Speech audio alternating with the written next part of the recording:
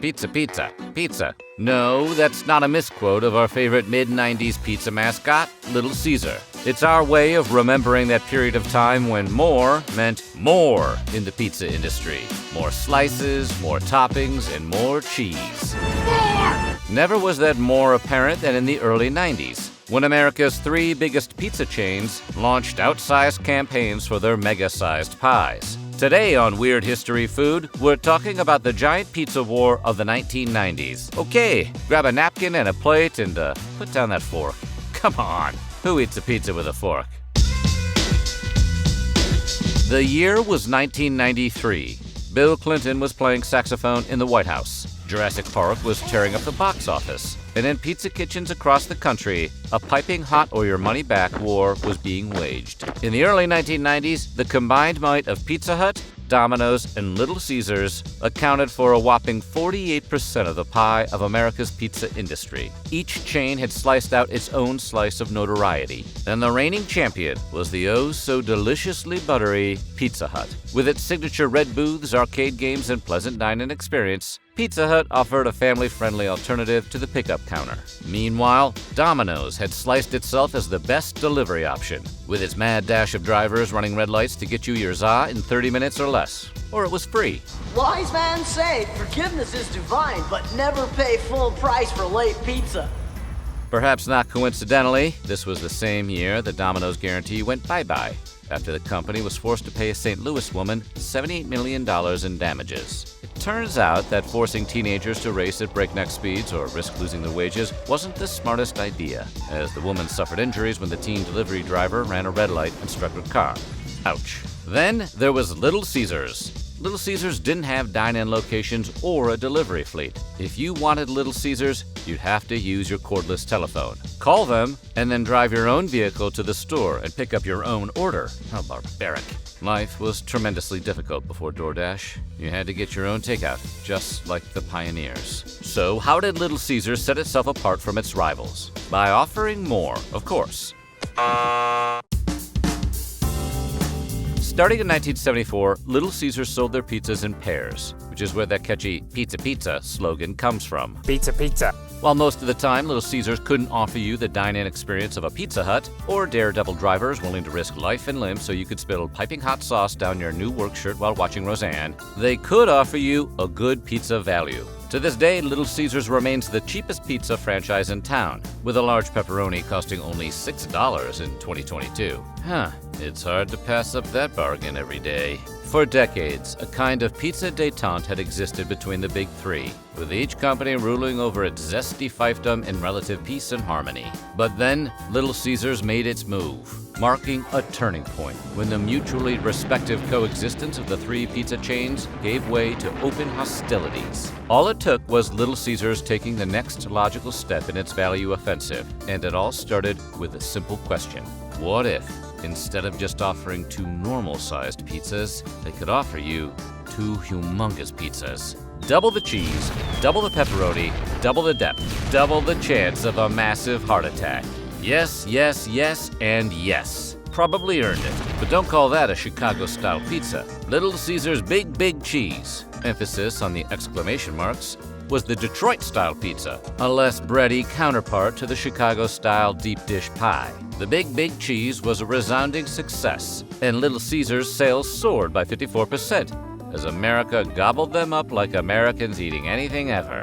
Non-pizza items also benefited from a nice little bump from the Big Big Cheese. 1993 was the year that Little Caesars introduced the world to the spaghetti bucket, which was exactly how it sounds and tastes. After years of ranking third in the pizza triumvirate, Little Caesars' Big Big Cheese gimmick looked like it might finally put them ahead of Domino's. But the Big Big Cheese, which, not to split hairs, was a pepperoni pizza, was about to face some stiff competition for its greasy crown.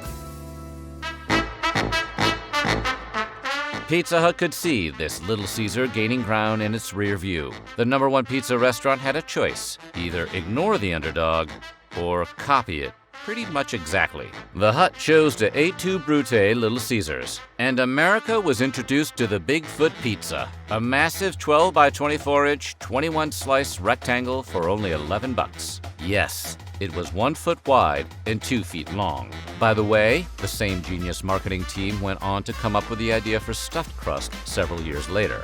No one really remembers how the Bigfoot tasted, but anyone who survived the Great Pizza Wars remembers how aggressively Pizza Hut advertised it, spending millions on television, newspaper, magazine, and billboard ads featuring a smiling, cryptic mascot in a green tank top. Only Crystal Pepsi could compete with the sheer amount of media saturation. Hello, Pizza Hut delivery. Yes, we've got Crystal Pepsi. Yes, we do. No, we don't have Crystal Pepsi. This is Domino's. Incidentally, both Pepsi and Pizza Hut were owned by the same parent company. Giant multinational corporations. And if the brand's first ever national product campaign wasn't enough, Pizza Hut got really adventurous and leased a $4 million blimp to fly over cities with a cartoon Bigfoot and Pizza Hut's logo. But Pizza Hut was trying to fly too close to the sun, because on July 4th, 1993, the Bigfoot pizza blimp crashed into the roof of an apartment building on the west side of Manhattan, injuring 2 crew members. Honestly, it might have been the most important 4th of July celebration in the nation's history. The chain's vice president said at the time that while the situation was unfortunate, it did succeed in heightening brand awareness. Might want to keep that thought to yourself, bud. I don't believe you just said that. For Pizza Hut, there was no such thing as bad press, only big and Bigfootier press. So the Bigfoot marketing juggernaut slothed along. TV ads parodying Bigfoot sightings ran on every channel, one of which featured a pre-Sixth Sense Haley Joel Osment. The new ads for the Bigfoot took direct aim at the competition, causing Little Caesars to come up with their own TV spot, in which a monster truck with the brand's logo runs over a much smaller monster truck, while 2 old ladies look on. The ad claimed the Big Cheese to be larger than Pizza Hut's offering. We're no big city pizza lawyers here at Weird History Food, but that claim was mostly false. The Bigfoot was objectively larger, although Big Cheese had more slices, and more importantly, it was also heavier. The Big Cheese tipped the scales at 4 pounds after they piled on all that pepperoni and cheese. That looks so good. Despite Little Caesars' best efforts and Pizza Hut's blimp fiasco, the Bigfoot was a huge success. Company sales skyrocketed to $5.7 billion across 9,800 locations in 1993. Possibly because customers were scared that if they didn't pay tribute, the giant pizza monster blimp might come for them too.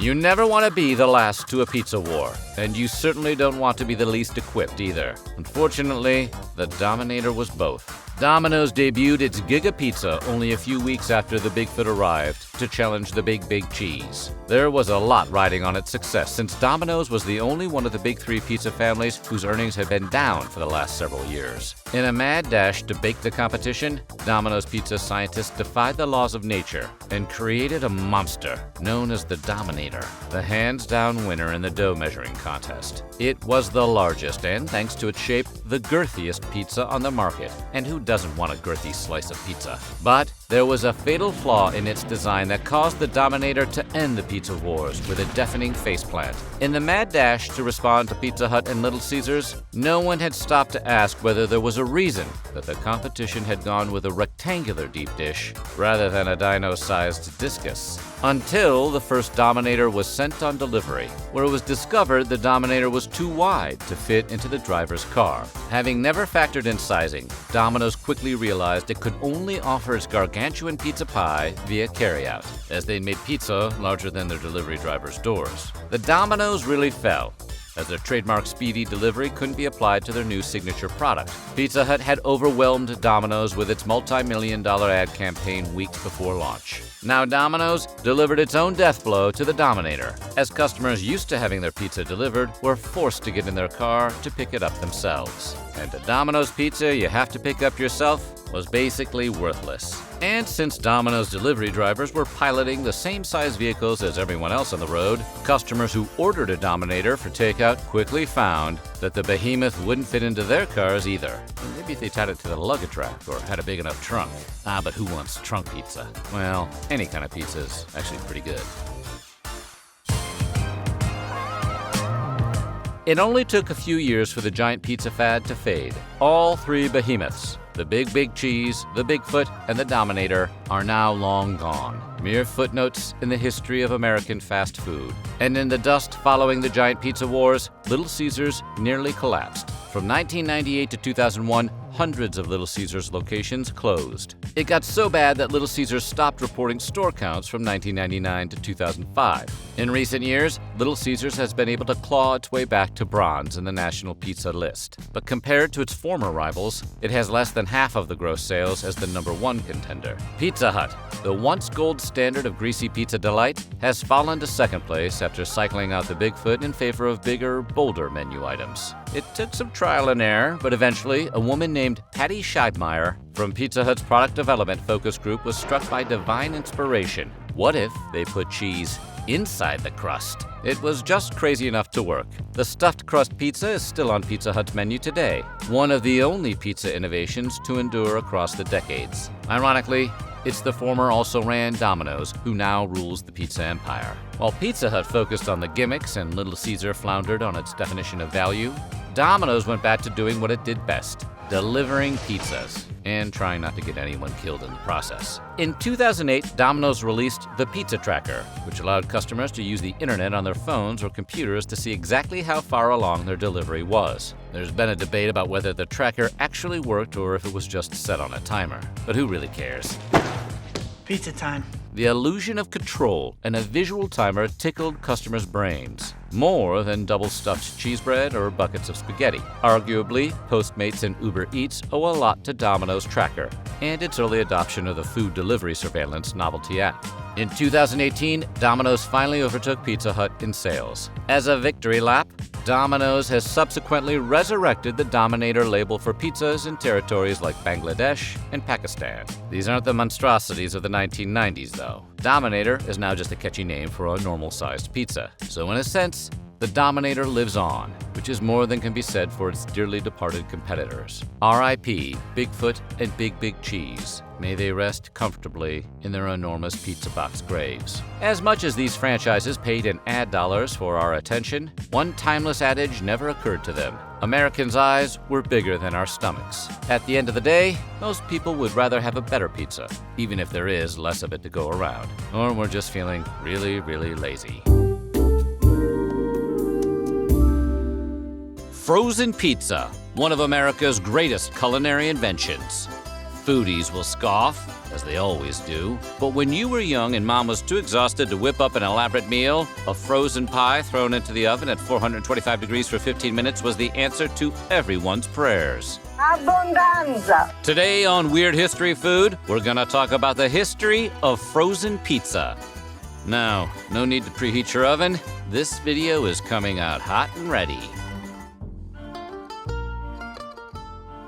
To truly understand the history of frozen pizza, it's important to have a tiny bit of basic knowledge on the pizza's origins, before there was a reason to freeze them.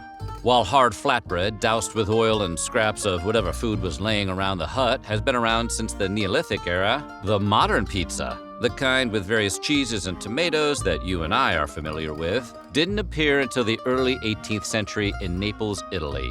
These new, warm, fresh cheese and tomato pizzas were an instant hit amongst the poor working-class Neapolitans who invented them. They combined the efficiency of sandwiches with the cheesy tomato-ness of Italian food.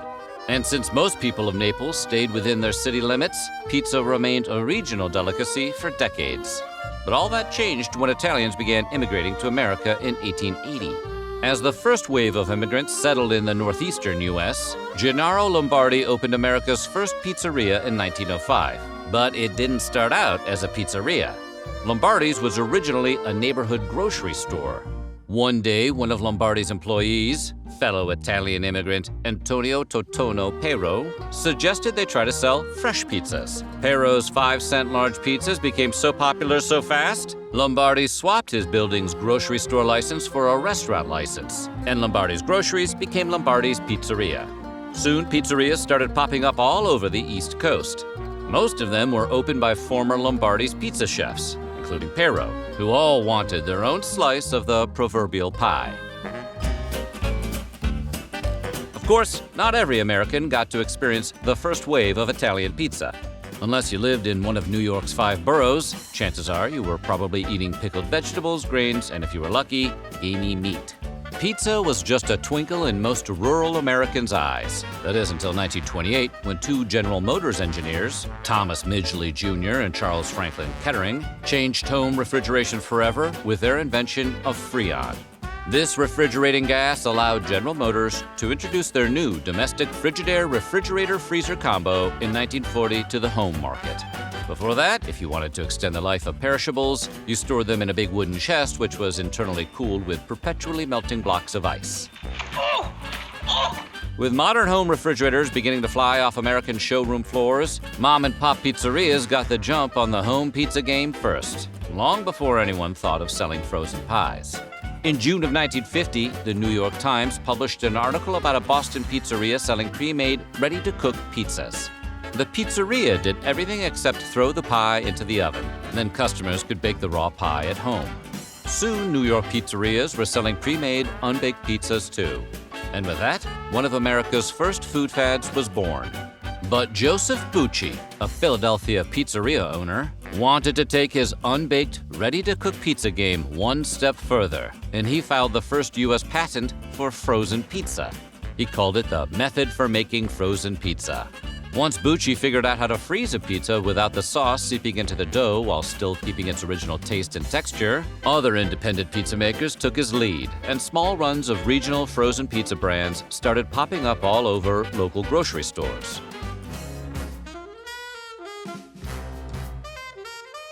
One of the very first pizzaiolos to master Bucci's frozen pizza technique was Jack DeLuca of East Cleveland, Ohio, which had a very large first-generation Italian-American community at the time. Oh, and since you're wondering, pizzaiolo is Italian for a professional pizza chef, and it's also a fun thing to shout at your Domino's delivery driver. After experimenting with different ways on how to preserve his pizzas for months at a time, DeLuca perfected how to freeze pizza. Suddenly, he was selling $20,000 worth of pizza every month in 1952. Converted for inflation, that would be over $223,000 a month in today's economy. That's a lot of dough. All that said, it was Rose and Jim Totino who took the frozen pizza game to new heights. Totino, that name probably hit your ears like a Pavlovian dog whistle. Once their Minneapolis pizzeria couldn't keep up with their customers' demand for over 500 pizzas a day, the husband and wife team built a large frozen pizza plant in 1962. While Bucci, DeLuca, and other independent frozen pizza manufacturers might be able to produce a couple hundred pies on a good day, Totino's could produce hundreds of pies an hour. To be honest, pizza really lends itself to factory production. 13 years later, after becoming America's top-selling frozen pizza manufacturer, Rose and Jim Totino sold their brand to the Pillsbury Company in 1975 for $22 million. With the acquisition of Totino's, Pillsbury became the instant leader of the frozen pizza industry, but their monopoly didn't last for long. Big players like the Schwan Food Company out of Minnesota bought the Kansas-based Tony's Frozen Pizza in 1970 and Red Baron's Frozen Pizza in 1975 to take a big slice out of the frozen pie market. Kraft also got in the game when they bought the Tombstone pizza brand, which was just starting to make some serious headway in the independent market as well. By the way, what's with the frozen pizza brands having weirdly sinister names? Tombstone was the product of a pair of brothers, Pep and Ron Simic, who co-owned the Tombstone Bar in Medford, Wisconsin. When the Simics noticed how popular their in-house pizzas had become, they made frozen versions and shipped them around the country. By the time the Simic brothers sold their pizza to Kraft, it was the third most popular frozen pizza in the country. All three brands are still spinning pizzas today, with Red Baron hanging on as one of America's top-selling brands.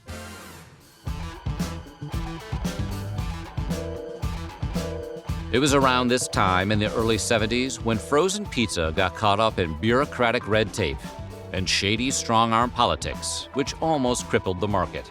Alarmed at the increased use of cheaper imitation cheese in frozen pizzas, the Wisconsin Cheesemakers Association tried to force the United States Department of Agriculture, you know them as the USDA, to set regulations on how much real cheese had to be on a frozen pizza. The correct answer is all of it, right? All of it should be real cheese. Actually, no. To keep costs down, frozen pizza manufacturers would use less cheese. So it was in the U.S. government's interest to force laws that insisted that every frozen pizza had to consist of 12% real cheese. 12%? That's it? Still tastes pretty good. This mainly happened because America's annual dairy surplus was beginning to stockpile and go bad, and the aforementioned USDA was already spending nearly $3 billion a year to buy excess cheese from local farmers. In short, the American cheese industry wanted a slice of the frozen pizza industry's share of the booming wealth. Those cheesy, delicious bastards. When American consumers realized their frozen pizzas tasted different and began to rise in price, the USDA immediately received 5,600 letters from angry customers. The consensus of the letters was that American frozen pizza lovers did not want their pizzas regulated by the government, with rising costs being their highest concern.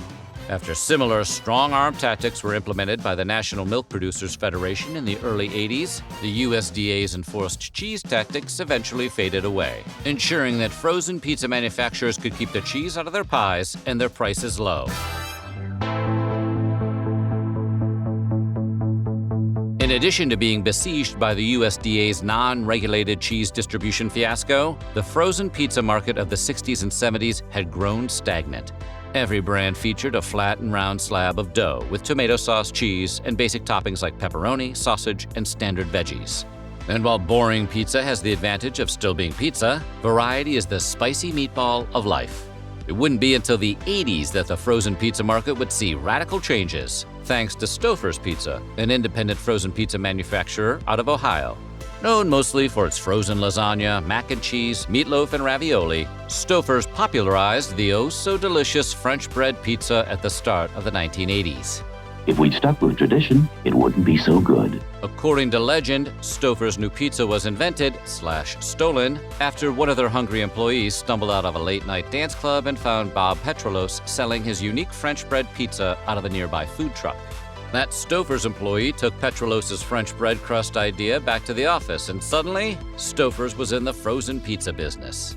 Honestly, one would expect most pizza innovations come on the back end of a desperate hangover. Several years later, in 1983, Paul Marriage and his brother David invented Hot Pockets, a twist on the pizza with roots tied to the calzone, another dish that originated in Naples about 100 years after they invented the modern pizza.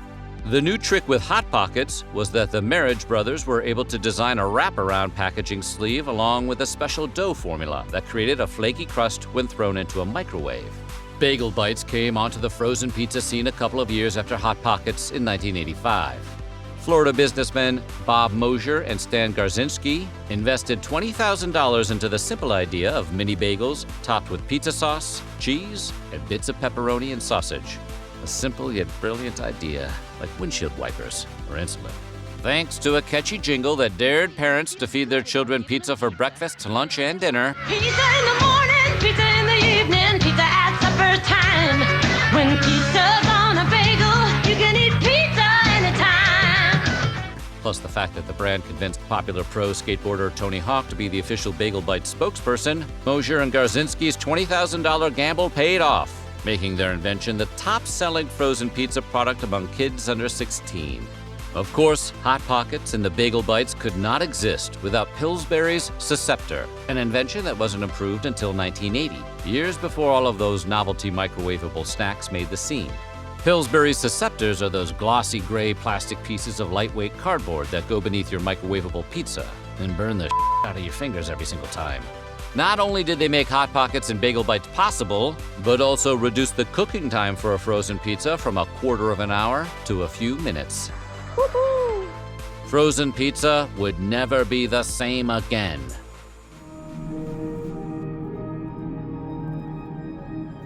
French bread pizza, Hot Pockets, and Bagel Bites were all whimsical riffs on frozen pizza. And there's no question that these kid-oriented snacks carried the frozen pie industry throughout the touch-and-go 80s. However, the most important innovation to rock the industry happened in 1995. This was the year that Kraft Foods reinvented the frozen pizza game forever with their new line of DiGiorno frozen pizza, which featured a patented rising crust. Don't bother looking for the DiGiorno family, though. The Kraft marketing department baked up the Italian-sounding surname to convince their pizza-eating customers the brand had Italian roots. And if the authentic-sounding DiGiorno name didn't convince Americans to give this new pizza a try, early commercials like this one certainly did. Ads featuring tantalizing visions of plump, rising golden brown crust had everyone convinced that DiGiorno's pizza was as good, if not better than, the pie delivered by your local pizzeria. And in some cases, it actually was. Both because DiGiorno's is pretty good and some delivery is pretty bad. Along with additives such as gums, protein film formers, and surfactants, all of which help dough retain its structure during freezing and thawing, DiGiorno's innovative crust included oils, yeast, and baking soda to strengthen the pizza's foundation, helping it stay hydrated rather than drying out. And thanks to the combination of savvy marketing and a unique rising crust, DiGiorno not only became the top-selling frozen pizza brand in the world within a year, but its sales still account for nearly half of all frozen pizzas sold today. So, what's in store for the future of frozen pizza? It's hard to predict. Currently, there's a big push to make frozen pizza healthy with things like cauliflower crust, which seems a bit counterintuitive to the entire ethos of a frozen pizza. Listen, some things just weren't meant to be. Frogs were not meant to fly, and pizza is never supposed to feel like the responsible meal choice. But until some brilliant mind at a frozen food manufacturer can recreate the pizza rehydration scene in Back to the Future 2 for the consumer market, we're probably going to be waiting a while for the next frozen pizza revolution. Although they debuted in 1985, Bagel Bites were synonymous with the 1990s, the decade that saw them fill the freezers of virtually every suburban home in America. But other than the fact that you can eat them in the morning, eat them in the evening, or eat them at supper time, what do you really know about them? The world's most famous brand of tiny frozen pizzas seem to have appeared out of nowhere. So, today we're heating up the delicious history of Bagel Bites.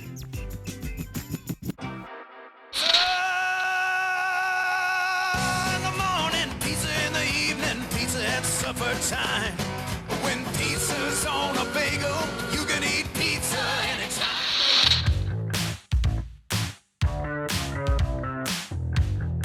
Hi, today on Cafe Zoom, we're going to be making a pizza bagel.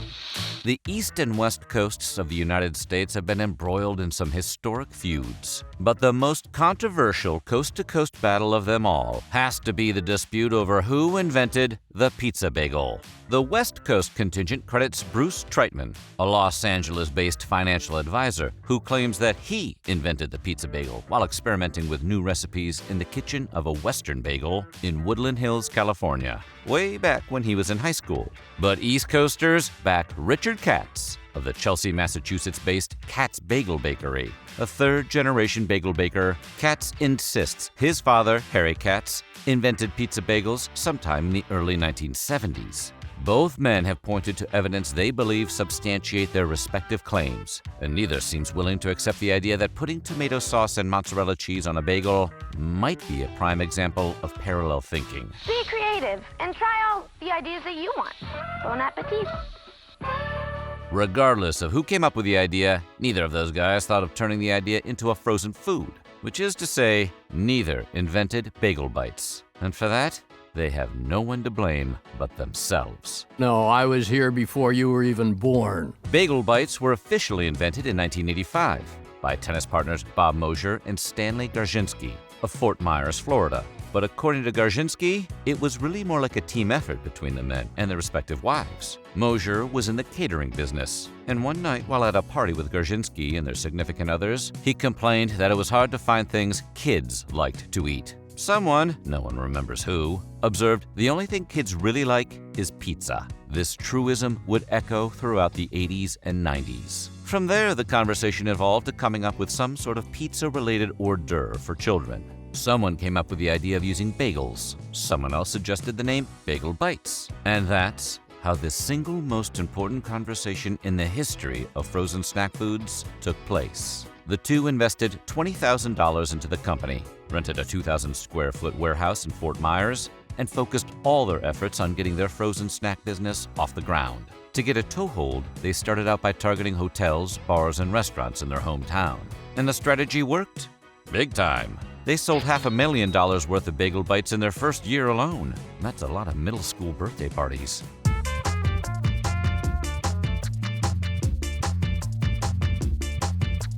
According to Garzinski, he and Mosier made all the original Bagel Bites by hand on an assembly line. The bagels would be dumped out, and a little cylinder would then pump some sauce onto them. Cheese would be sprinkled on top, and then it would go into the freezer until it was time to be shipped. The two would travel to big national food shows in places like Chicago, Boston, Atlanta, Dallas, and, for obvious reasons, would always try to get a booth near the beer vendors. Because the only people who like frozen pizza more than children are drunk adults. The strategy paid off, and they sold Bagel Bites by the bagful, making their first big sales to price clubs like Sam's Club, BJ's, Macro, and Costco. Garzinski would later recall that they made $500,000 in their first year, and just a few years later, they were raking in $10 million. After that, big brands started hounding them to sell. They held out until 1987, when they sold the company to John Labatt Company, a major Canadian food manufacturer. Some days you buy a company, some days a company buys you. And in 1991, Heinz bought a large portion of John Labatt Company. Heinz began selling Bagel Bites under their Ore-Ida brand, which also produces other frozen foods like French fries and tater tots. To sum it all up, I'd say they really taste, good. Ore-Ida, America's favorite brand of frozen potatoes, because they really taste good. As for Mosier and Garzinski, they decided to stick around a while. Mosier was put in charge of managing the factory that made Bagel Bites, which by that point had swelled to 350 employees. Garzinski was put in charge of North America club sales for Bagel Bites and all kinds of other products. After their 5-year contracts expired, the two decided they were ready for a new challenge. That challenge turned out to be building commercial and retail properties at their new companies, Sox Development Incorporated and Sox Investments. Their first project? Building a new Bagel Bites factory for Heinz. Bagel Bites are like the Corleone family. Just when you think you're out, they pull you back in.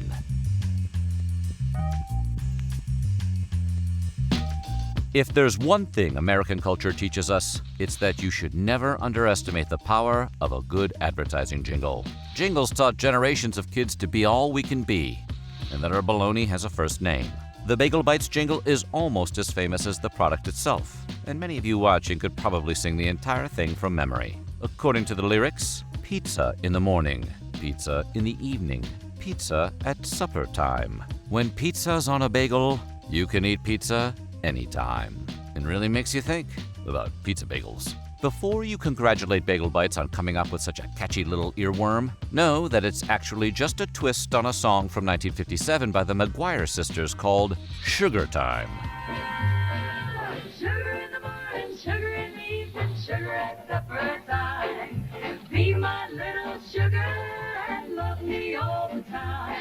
It's not bad, but it definitely doesn't make us want Bagel Bites as much as the other version, so you can see why they made the change. Rock singer Meat Loaf has always been very open about the fact that he would do anything for love. But based on an appearance he made on The Tonight Show with Jimmy Fallon, it seems that when he's not searching for paradise by the dashboard light, Meat would also do anything for Bagel Bites. On April 26, 2011, the crooner took the stage as Fallon's musical guest, duetting with the host himself on a parody of the famous Bagel Bites jingle. The title of the operatic parody was Ode to Bagel Bites, and it featured the duo emotionally explaining that Bagel Bites could, exactly as the jingle claims, be eaten anytime.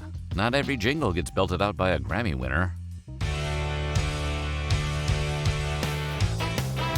In 2000, Bagel Bites joined AT&T, Nike, Mountain Dew, Taco Bell, and Volkswagen to sponsor ESPN's 2000 Winter X Games, touted as the Winter Olympics of extreme sports. Despite all those heavy hitters, according to ESPN, one company that didn't need any help attracting crowds to its tents was Ore-Ida Bagel Bites. Crowds were standing 4 and 5 deep to get a free sample of the bite-sized pizza bagels. One of the bagel slingers who worked the event told the network, "We've served around 7,000 Bagel Bites in the last 2 days. It's been a great experience. We can't seem to make them fast enough, and we're expecting people tomorrow." But the non-stop foot traffic wouldn't be the only win Bagel Bites scored at the Winter X Games. They recruited a special spokesman for the occasion, Tony Hawk. Often referred to as the Michael Jordan of skateboarding, Tony Hawk is a professional skateboarder, entrepreneur, and eternal teenager who gifted us all the Tony Hawk's Pro Skater series of video games. So when Bagel Bites snagged his endorsement for the Winter X Games, they decided to send the legendary extreme athlete on a national radio tour promoting their sponsorship. As prolific a pitchman as he is a skateboarder, Hawk's tour reached 7 million tweens in nearly 70 markets. And now Bagel Bites, an official sponsor of the Winter X Games, wants to send you to this summer's X Games. Check out the grocery store. Log on to bagelbites.com for more info. Many will enter, few will win. Bagel Bites, bite into excitement. Long story short, his endorsement generated an extreme boost in sales. After 13 weeks of advertising with the Birdman, the company saw a 26% increase in consumption. And the following year, Bagel Bites experienced an astounding 32% increase in sales. Results that at least one advertising analyst felt almost defy logic for a 15-year-old brand. With that kind of success, you'd think they would bring Hawk on as a full-time spokesman even after the Winter X Games ended. And that's exactly what they did. The company noted the response to Hawk's endorsement and, cleverly taking advantage of the hype surrounding his career and recent video game, they decided to make him their principal spokesperson. Among other things, the Birdman was featured in a series of now classic commercials in which he hawked Bagel Bites from atop his board. Sales of Bagel Bites shot through the roof like Tony Hawk doing a sick-ass vert trick. Their reputation as a cool kid snack was sealed. Excuse me, Mr. Hawk. Could you, share? No way. Bagel Bites, now! Back in the 90s, there were really only two options for your Bagel Bites: cheese and pepperoni. Not that we're complaining. But time marches on, and everything, even Bagel Bites, must evolve. Today, you can buy them in several varieties, which are still mostly pizza-inspired. Why mess with a good thing? 3 cheese, for example, is a combination of, 3 cheeses, which are specifically mozzarella, Monterey Jack, and cheddar over marinara sauce. Other varieties include breakfast style with bacon, egg, and cheese. You can even get bagel dogs, which sounds like a Pixar film but are actually pig-in-a-blanket style Oscar Mayer mini hot dogs wrapped in a bagel batter.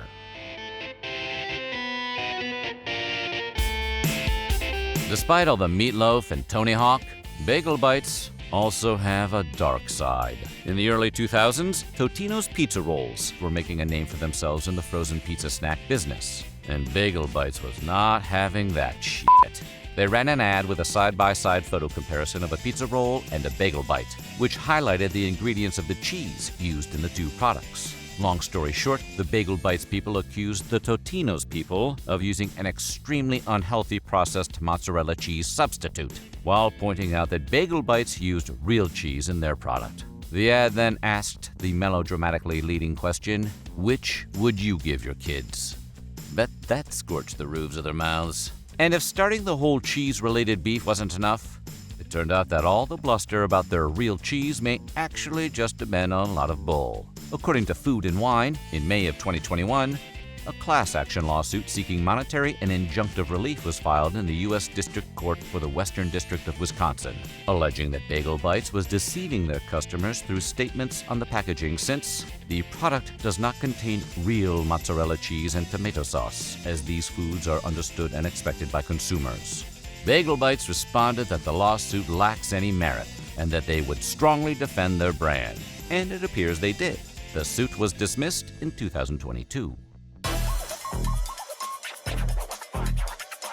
Most people love Bagel Bites, but some people really love Bagel Bites. According to a survey of over 28,000 homes conducted from February of 2014 to March of 2015, 1.24% of U.S. households devour 5 or more packs of Bagel Bites over the course of 30 days. In other words, roughly 350 of the homes surveyed were burning through 5 or more boxes of Bagel Bites a month.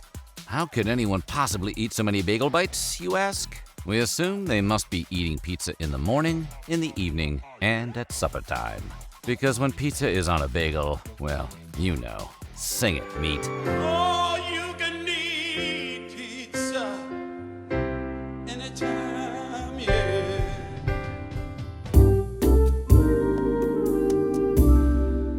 With more than 16,000 restaurants in over 100 countries worldwide, Pizza Hut is about as ubiquitous as its titular dish. And huts, probably. There's gotta be a lot of huts in the world, right? Slicing out a spot as a family restaurant with a fun atmosphere to stand out from its competitors in the pizza wars, Pizza Hut has a special place in the hearts of anyone who has ever read books in exchange for a personal pan pizza. So, today, we're delivering the history of Pizza Hut.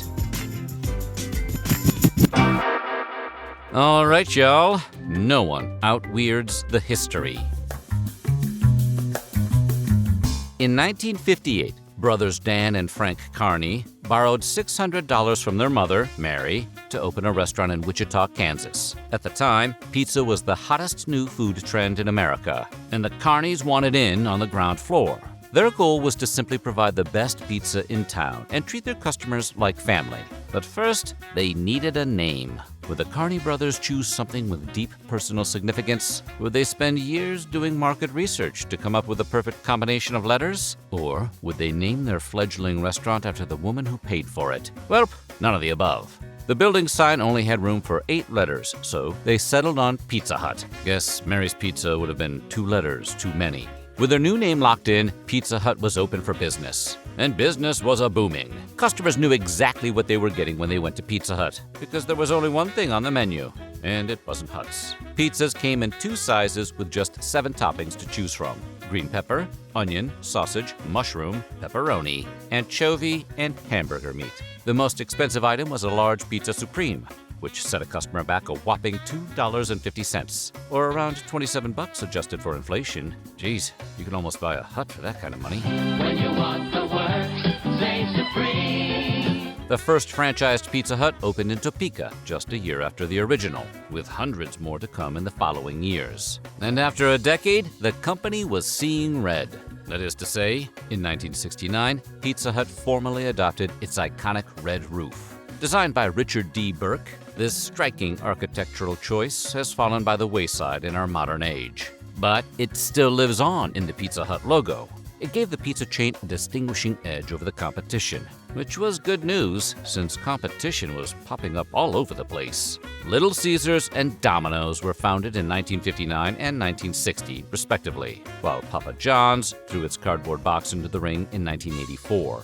Though each new chain took its fair slice of the market, Domino's quickly became Pizza Hut's main competitor. While Pizza Hut focused on a sit-down experience with jukeboxes and arcade games, Domino's boasted fast-paced service and a 30-minute or less guarantee. Reports have been made that the Carney brothers attempted to buy out Domino's sometime in the early 1970s. Dan Carney has refuted this claim in recent years, saying they didn't even meet the Domino's founders until after they sold Pizza Hut to PepsiCo in 1977. Still, if they weren't buying out the competition, Pizza Hut had to find new ways to stand out among the rising tide of pizza places. A red roof wasn't going to cut it for long.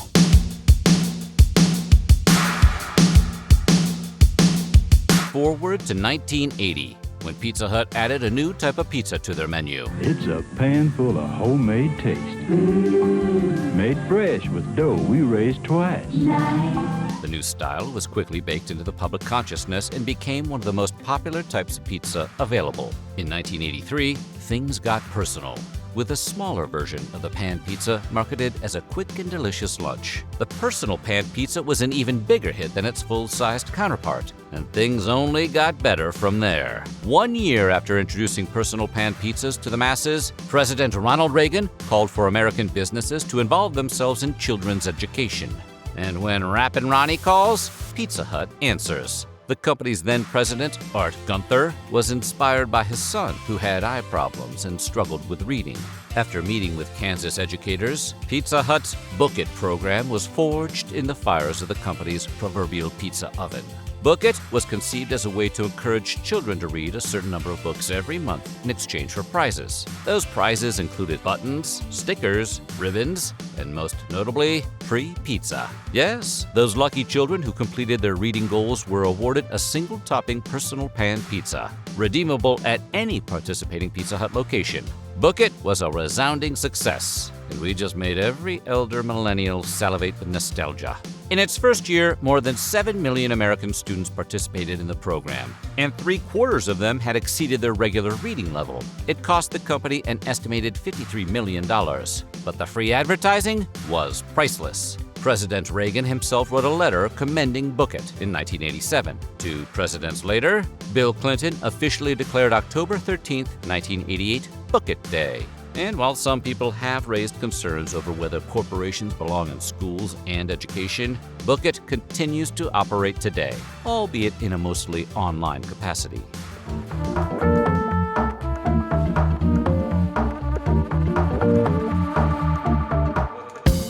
A few years after the success of Book It and their personal pan pizzas, Pizza Hut prepared to bring another innovation to the table, or so they claimed. In 1992, food scientist Patty Scheibmeier went to the restaurant chain with a revolutionary new idea on how to make every bite of their pizzas equally delicious. For years, pizza crust was often ignored in favor of the toppings-laden interior. But Scheibmeier was about to change that with the concept of a cheese-stuffed crust. Pizza Hut rolled out its new stuffed crust pizza in 1995, with a commercial featuring future President Donald Trump. And almost immediately afterward, they were slapped with a lawsuit. Pizza Hut, not the Donald. Actually, you're only entitled to half. Angelo Mongello's Children, LLC, a family-run pizza company, had filed a patent for stuffed crust in 1987. According to them, they originally approached Pizza Hut with the opportunity to license their idea, but were turned down. Now, by launching its own version of stuffed crust, they were claiming the chain restaurant violated their patent. Exhaustive search of the Federal Patent Office, we found that the Mongello claim has absolutely no merit at all, and we will oppose their claim vigorously. The matter was taken to court, where Angelo Mongello's Children LLC would eventually lose its case against the pizza giant. Despite this, patent holder Anthony Mongello continues to call himself the inventor of stuffed crust pizza. For their part, Pizza Hut and Patty Scheibmeier have maintained innocence. After stuffed crust came another, less legally troubling addition to the Pizza Hut menu. In 1999, the Big New Yorker debuted as an extra-large New York-style pizza with 6 massive slices, an extra heap of cheese, Parmesan, and oregano. Despite its warm public reception, the Big New Yorker was discontinued after only a year of existence. And for over 20 years after, fans cried out for a return of their favorite food with personal pleas, social media outreach, and a Change.org petition. And then, Pizza Hut finally relented. The Big New Yorker returned to stores in February 2023 and has remained a part of the menu ever since. But not every discontinued Pizza Hut item has seen a similar triumphant return.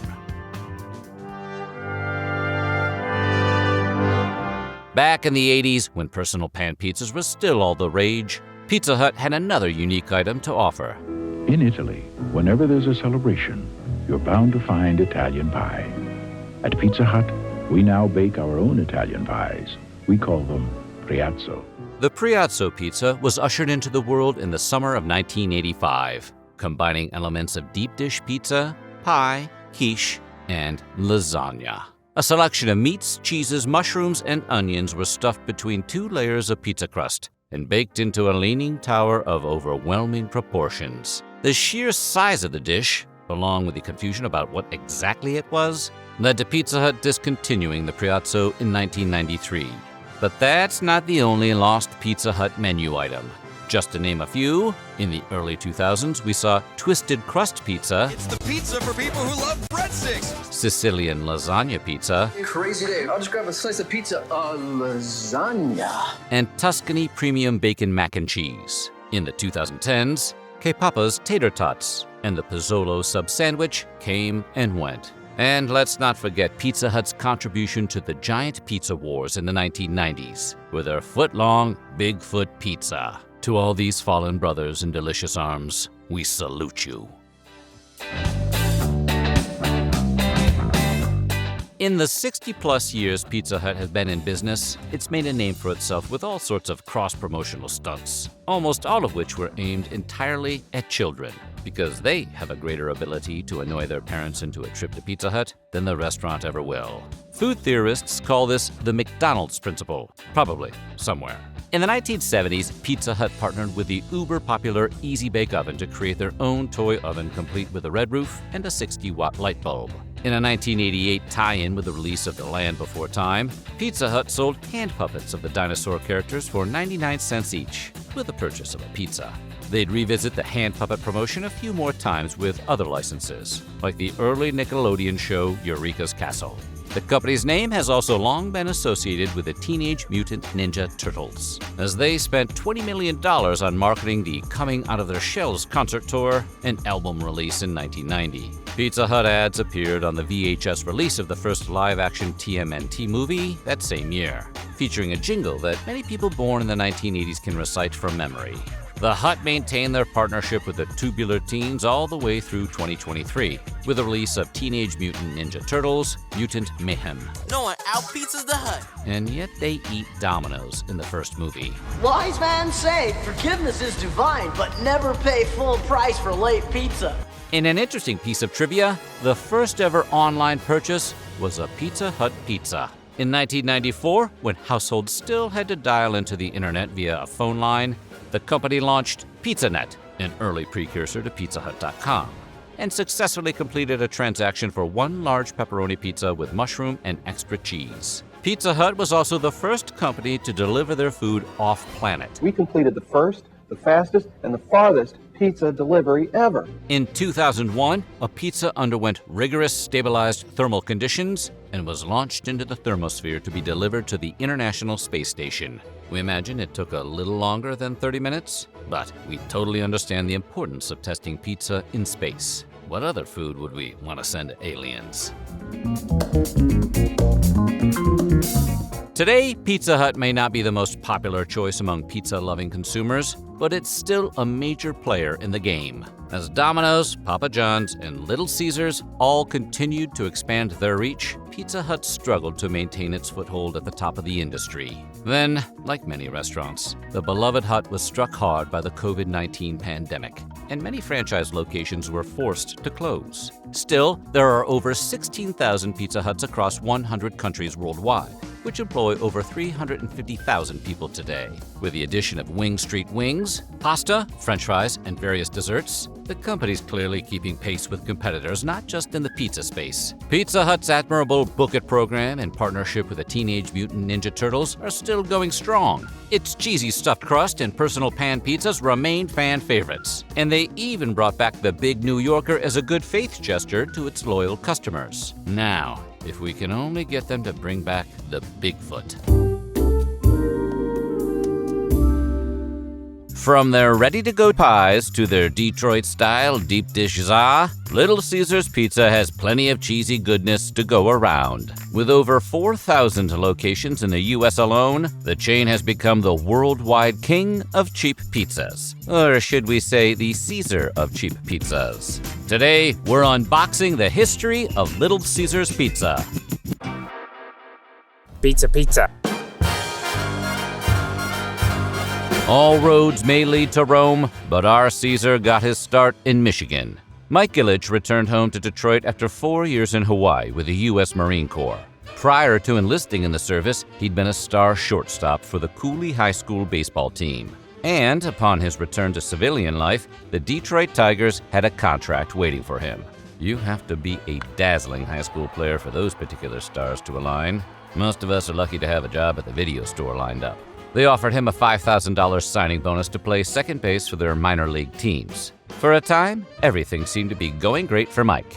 He traveled the country as he played for the Jamestown Falcons, the Tampa Smokers, and the St. Petersburg Saints. Along the way, he met former Delta Airlines ticket agent Marion Bayoff on a blind date. She was 4 years his junior, and the two hit it off like cheesy bread and ranch dressing. And within just a few months, they were married. But shortly thereafter, tragedy struck. Mike injured his knee, and he had to retire from playing baseball for good. He suddenly needed a new life plan, and for a while, he worked odd jobs as a bartender and a door-to-door aluminum awning salesman. Really, door-to-door awnings? That's an optimistic business model. How many of those do you expect to move? He and Marion managed to save up $10,000, and the two took their savings and went to Garden City, where they planned to spend every last cent on their very own restaurant. Mike wanted to call it Pizza Treat, but Marion objected. Correctly, that's just an awful name. She insisted they name the restaurant after her personal nickname for Mike, Little Caesar. Generally speaking, if your wife gives you that nickname, it means you're kind of a jerk. Oh, Little Caesar, huh? Yeah, sure. But for the Ilitches, it meant inspiration. The couple ultimately compromised on the name, and on May 8, 1959, they opened the doors to the world's first ever Little Caesars Pizza Treat restaurant. It was a clunky name for a future empire, but it was a start. On their very first day in business, they sold a whopping 49 pies. That's a lot of pizza. Really, it's almost too much pizza, if such a thing existed. By the end of their first week, they'd sold 296, roughly 40 pizzas each day. Apparently, the people of Garden City loved it so much that Little Caesars opened its second location just 3 years later. 7 years after that, they opened up their 50th. It was truly becoming the Hadrian's Wall of pizza chains.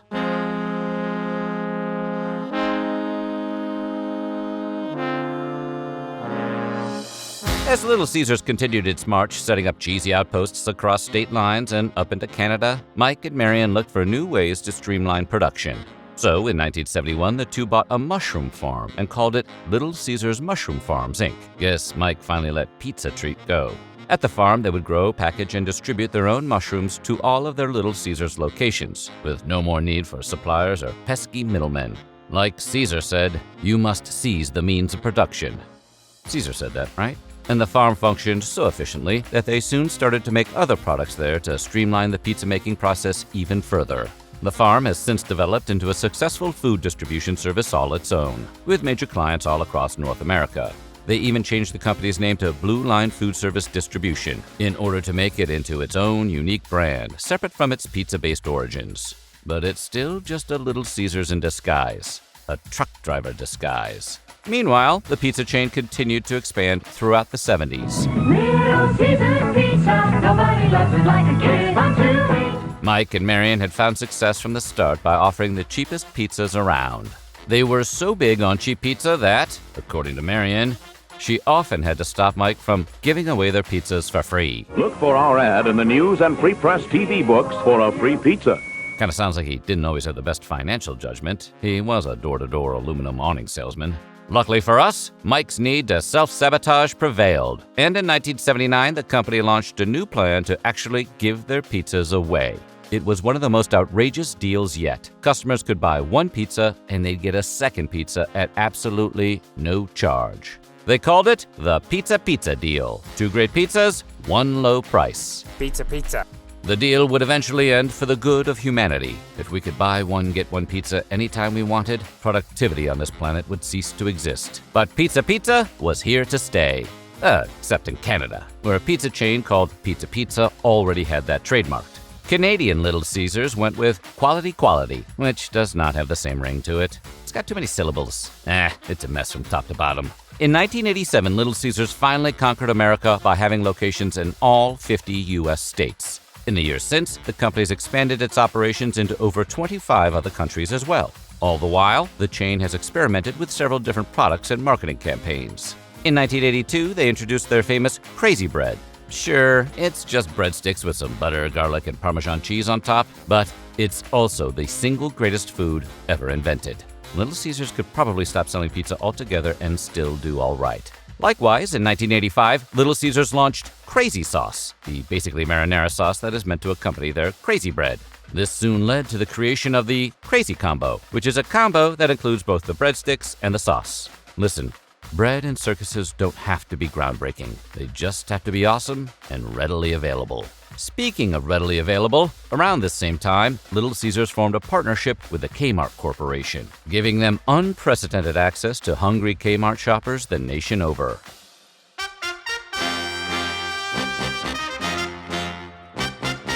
By the 1990s, trouble was brewing in Pizza Town. By that point, Little Caesars was counted among the big 3 of U.S. pizza franchises, alongside Pizza Hut and Domino's. Together, these 3 corporations had 48% of the U.S. market share, though Little Caesars ranked the lowest among them.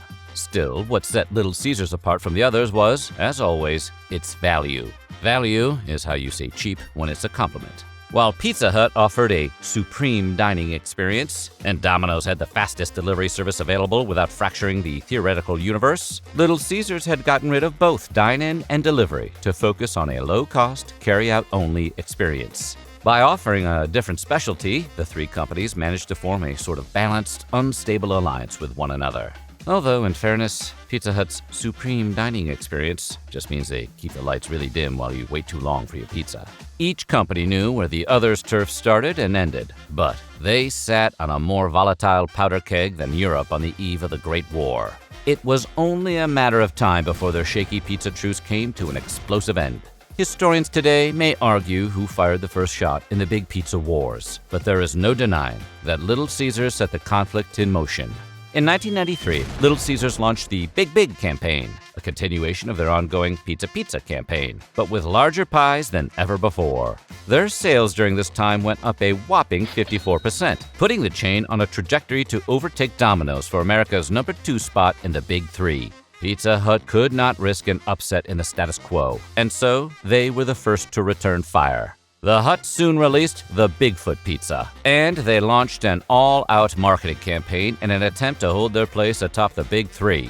They saturated the airwaves with Bigfoot pizza commercials, and they even leased a $4 million Bigfoot pizza blimp, which eventually crashed into an apartment building on Manhattan's West Side. Although it was an awe-inspiring display of the Bigfoot's might, this was generally considered to be bad publicity. Little Caesars responded to this campaign in kind, and they released ads mocking their competitors' claims to big pizza. You think Bigfoot's big? Little Caesars Big Cheese is bigger. More cheese, more pepperoni, 24 whopping slices. Big Cheese, it's the mother of all pizzas, only $8.88. Pizza. Meanwhile, Domino's was not about to sit on the sidelines while its competitors sold the Noid's house out from under him. They were the last of the Big Three to launch their own gigantic menu offering. And just a few weeks after Pizza Hut's Bigfoot Pizza was released, Domino's unveiled the Cheese-tacular Dominator. It's hard to describe how good we all had it back then to someone who didn't live through the giant pizza wars. Just imagine the 3 biggest pizza chains in America locked in an arms race to feed a family of 12 for under $20. It's amazing that anyone survived. Ultimately, the Dominator would be the least successful of the 3. Sorry, Noid. And Little Caesars would come out on top for a brief period of time. Much like the Pizza deal before it, the Big deal was never meant to last, and they ended the campaign after a hugely successful run. Then, in 1997, the entire Pizza campaign followed suit, and the company retired their 20-year-old slogan to make room for a whole new concept. Its name, Hot and Ready. Its purpose, Revolution. For the first time ever, Little Caesars customers no longer needed to order their pizzas ahead of time. They could simply walk into any Little Caesars location and walk out with a hot and ready pie for just $5. You know, the 90s may have been pizza's best decade, like the Chicago Bulls.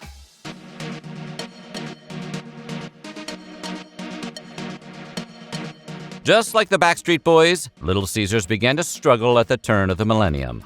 While they managed to hold on to their number 3 spot among the Big Three, more value-focused competitors like Cici's Pizza and Papa Murphy's arose to take a bite out of the cheap pizza market. And Papa John's has risen up in recent years to elbow its way ever closer to a spot in the Big Three. You know, for people who like their pizzas soaking wet. I've had over 40 pizzas in the last 30 days. Meanwhile, Domino's finally overtook Pizza Hut as America's top pizza franchise in 2018. The pizza landscape is a lot different now than it was in the 90s, but Little Caesars isn't afraid to reach back into its past successes for inspiration. In 2012, they brought back their Pizza slogan after a 15-year absence.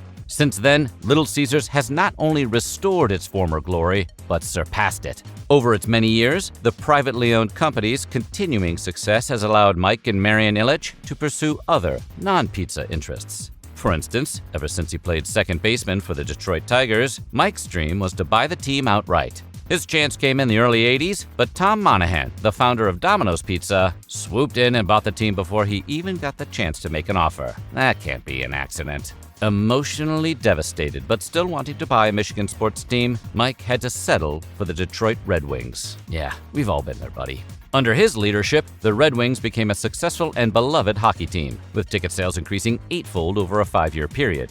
It was around this time that Little Caesars launched the mobile Love Kitchen, a traveling pizza truck that over the years has handed out millions of free pizzas to families in need, both in poor communities and areas impacted by natural disasters. The Love Kitchen's launch was so successful that it has received not 1 or 2, but 3 presidential awards for service. Yeah, that's right. How many presidential awards does Pizza Hut have? No, really, we're asking. Is it more than the Noid? But while the Love Kitchen made its rounds across America, Mike kept his eyes on his ultimate prize. In 1992, he finally returned to the Detroit Tigers, the team that had brought him on as second baseman nearly 40 years prior, but this time as its owner.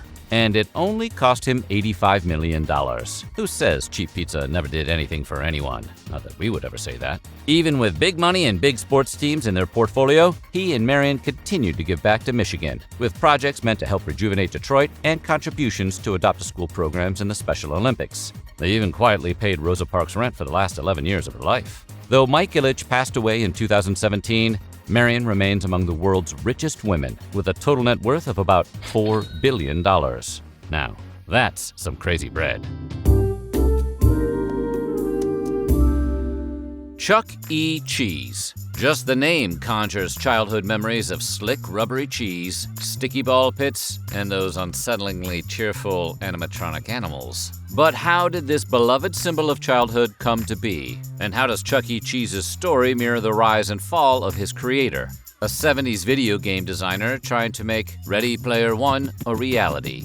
Today, we're talking about the weird history of Chuck E. Cheese. Okay, grab your tokens and your Tums, and get ready to pay a visit to the place where a kid can be a kid.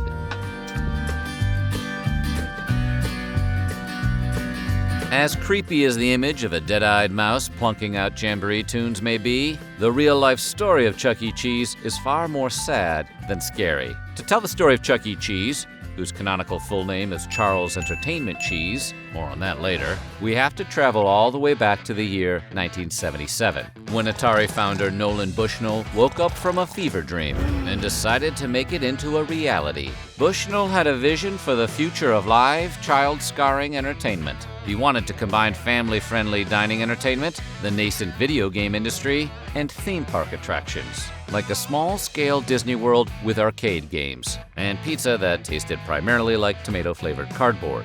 Bushnell knew that in order to compete with Disney or Six Flags, he'd have to create a stable of characters to rival Mickey Mouse's gang in the Looney Tunes. First, we were going to do a country store where the potbelly stove sang bass and the canned goods were the chorus. And then we decided, oh heck, let's go with the animals. And so we bought a costume from a trade show, gave it to our engineers and said, make him talk. And that's really how Chuck E. Cheese was born. Bushnell would later claim he'd chosen the character's name because the distinctive pronunciation forced people to smile when saying it. Chuck E. Cheese was considered a three-smile name, or maybe the grin of a car salesman.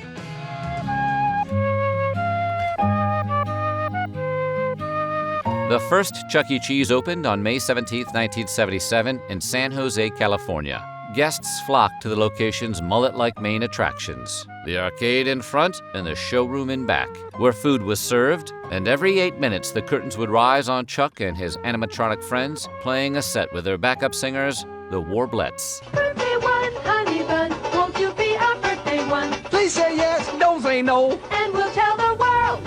Originally titled the Chuck E. Cheese's Pizza Time Theater, Bushnell sought to differentiate his world from that of more traditional amusement park characters by replacing all the people in costumes with animatronics. Next song is for my second husband, Eugene, who used to ride with the Texas Rangers. By replacing weak flesh and blood employees who would get tired or need an occasional bathroom break with indefatigable robots, Bushnell could guarantee customers round-the-clock live and somewhat spooky entertainment, just as long as you were open-minded about your definition of live. To be clear, the animatronic prototypes found in that original Pizza Time Theater were every bit as unnatural and freakish as you'd expect from an attraction featuring a character named Krusty the Cat. But this was the 70s, and Chuck E. Cheese and his gang were considered to be on the cutting edge of advanced robotic puppetry. Pizza Time Theater was considered a genuine technological wonder, and the hell with anyone who said otherwise. And sure, Disney World had already debuted an animatronic attraction, the Country Bear Jamboree, 6 years prior, but the Jamboree didn't provide cold-cut sandwiches and buffalo wings, or let you play $5 worth of skee-ball in exchange for a finger trap and some pixie sticks. Bushnell hadn't originally meant for his creation to mimic the look of Disney's flagship character quite so hard. He initially planned to name his establishment Coyote Pizza. Unfortunately, the initial sketches were left up to the interpretation of the design team hired to create the animatronics. Instead of calling to double-check, they just went all in on what they assumed was a commission for a robotic rodent. Rather than scrap the work that had already been done, Bushnell quickly adjusted his plans and renamed the project Rick Rat's Pizza, which really sounds delicious. However, the world was still 40 years away from falling in love with Pizza Rat. So the suggestion was made that perhaps associating your family pizza joint with a full-blown rat infestation wasn't a great idea. Thus, Chuck E. Cheese was born, like a shotgun marriage, as a child of compromise. But he looked very different from the more youthful mouse we know today. In his first iteration, Chuck E. Cheese was a snarky, cynical jerk, a vaudeville comedian with the demeanor of Don Rickles. By now, it's probably no surprise to anybody that we got a birthday number coming up here. Well, it's a surprise to me. I didn't even get a present. Me neither, Big C. That's because it's not your birthday, nitwit. Oh, yeah! The OG Chuck wore a derby and a shifty-eyed scowl, and he even carried a cigar. We don't know how many children appreciated the irony of a mechanical rat doing Catskill comedy. In a March 1979 edition of Western Food Service magazine, Chuck E. was described as a streetwise Jersey-born rat who makes rude comments and interrupts his guests. That sounds uniquely awful, especially if you're a parent trying to plan a birthday party, or a Little League coach trying to find some place that can keep 30 kids entertained for an hour. But in fairness, no one asked for that boat ride scene in Willy Wonka and the Chocolate Factory either. Tell that little guy to turn this around, Wonka! Sometimes we need children's entertainment to be a little traumatic to stick in our collective nostalgia jar. Look at Kool-Aid Man and his no-knock drink raids, terrorizing children for flavor. Oh yeah! Hard hit by the cratering of the video game industry, Bushnell resigned from Chuck E. Cheese to file for Chapter 11 bankruptcy in 1983. The business was bought by its closest rival, Showbiz Pizza, for $35 million in 1985. Showbiz Pizza already had its own animatronic house band, the Rock of Fire Explosion. Welcome to Showbiz Pizza, where we're glad to meet you and greet you. That seemed like a good fit for Chuck, whose previous backup band had also been a group of quietly deranged robots. The merger allowed both Showbiz and Chuck E. Cheese to survive and thrive, with the parent company going public in 1989. Showbiz Pizza, where a kid can be a kid. However, Showbiz Pizza began phasing out its original characters for Chuck E. Cheese and Munch's make-believe band, and diehard fans were not happy. Showbiz Pizza purists still prefer the original cast of characters to this day. As depicted in the YouTube documentary The Rock of Fire Explosion, at least one couple has gotten married in front of Billy Bob, the banjo-playing bear frontman of Showbiz Pizza.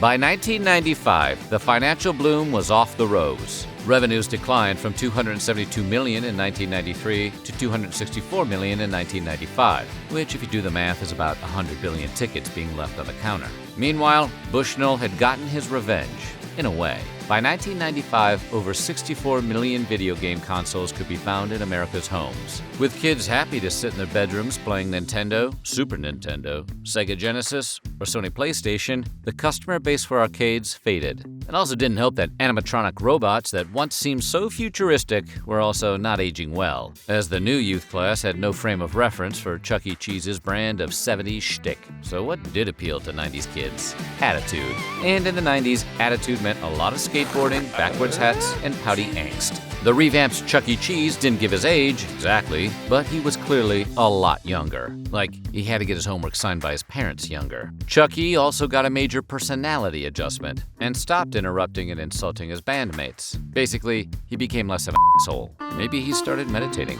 Like most of the children of that generation, we could assume this was because Chuck was sprinkling plenty of Ritalin on his pizza. But if Chuck E. Cheese wasn't a semi-abusive curmudgeon from a forgotten era of Hollywood, who exactly was he? Where did he come from? Why did he dedicate his life to serving pizza and entertaining children? Nobody thought too hard about those questions for the next few decades, which is probably the way it should have stayed.